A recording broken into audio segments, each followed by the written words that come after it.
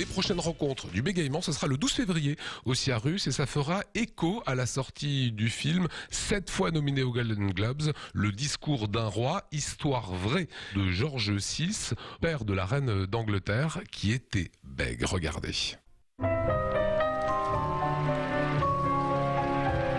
La fonction de mon époux implique qu'il s'exprime en public. Il m'a été confié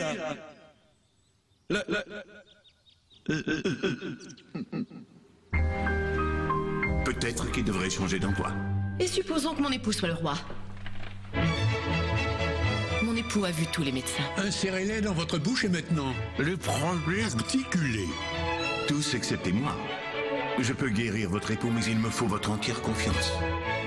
Voilà, alors nous sommes avec Marie-Pascale Dibol. Vous êtes orthophoniste, impatient de découvrir ce film, forcément avec le métier que vous faites. Hein. Oui, bien sûr. Alors j'ai vu des extraits de ce film. J'ai pas tout vu le film, mais j'ai pu comprendre un petit peu déjà la dynamique qui avait pu être proposée à George VI pour se libérer de son bégaiement.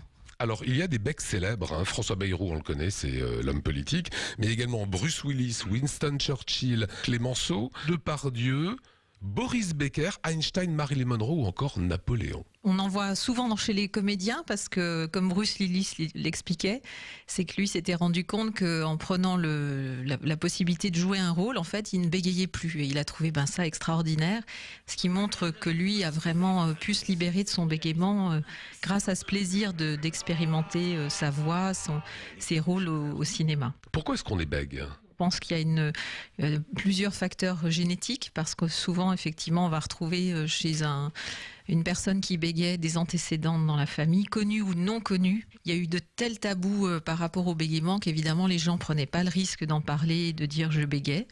Ce qui fait qu'effectivement on peut rencontrer des personnes qui bégaient, qu'on entend bégayer et d'autres qu'on n'entend jamais bégayer. Est-ce que ce sont des gens qui sont en souffrance ? Oui.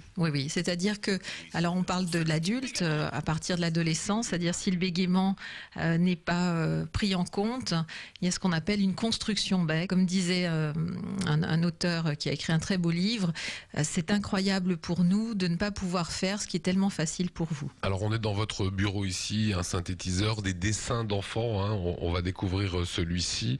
Il est terrible ce dessin, hein, avec le gamin qui crie ça, papa passe pas. Enfin on sent toute la difficulté de parler, d'avoir envie de parler, de s'ouvrir et que ça ne sorte pas. Pour reprendre ce dessin, moi je dis d'abord qu'il est formidable parce que justement cet enfant a pu dessiner comment c'est lui à l'intérieur. Et c'est ce qu'on voit un petit peu d'ailleurs dans ce film. À un moment donné, le thérapeute lui dit, le laisse partir comme ça, sortir de ses gonds, George VI, et il commence à s'exprimer. Et le thérapeute lui dit, eh bien voilà, je sens que vous existez. D'où toute l'importance du travail sur la communication, le plaisir d'être ensemble, l'expressivité. Voilà, tout ce travail-là est aussi très important. Qu'est-ce que vous attendez des prochaines rencontres du bégaiement le 12 février ?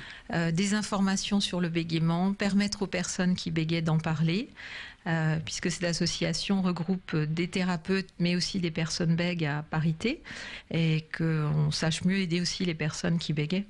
Voilà, merci Marie-Pascale. Il y a le site internet www.bégaiement.org qui s'affiche à l'écran. Il y aura ces prochaines rencontres du bégaiement.